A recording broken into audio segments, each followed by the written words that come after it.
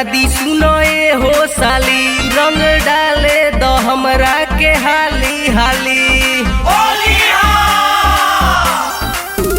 अब रंगवा लगा दी सुनो ए हो साली, रंग डाले दो हमरा के हाली हाली।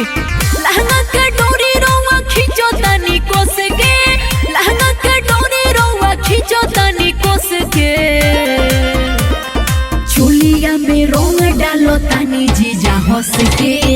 अरे बाप जीजा जी छोड़ी चोलिया में रंग डालो तनी जीजा हंस के। सुनी ना काहे हो कोई बानी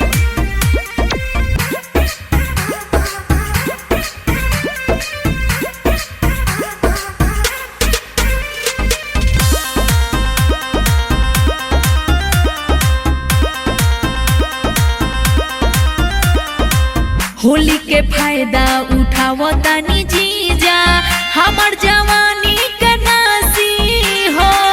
धूरा माटी लेके झोंक देनी जीजा, बानी बोरी रोवा जाली हो।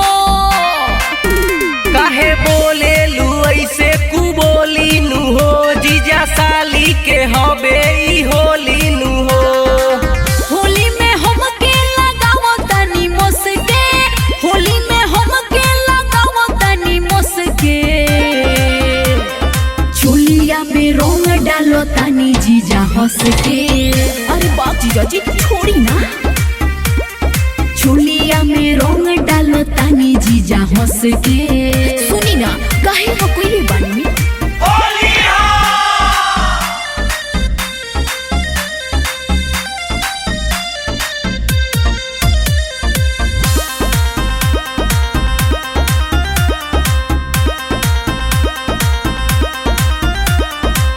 दूरे हटाई अपन पिचकारी, ऐसे न लेके सटाई जी।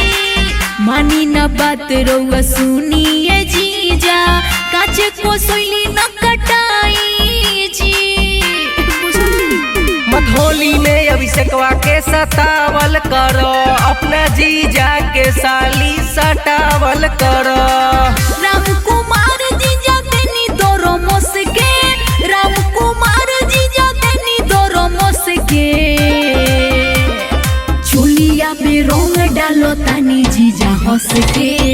अरे बाप जीजा जी छोड़ी चोलिया में रंग डालो तानी जीजा हंस के। सुनी ना काहे हो कोई बानी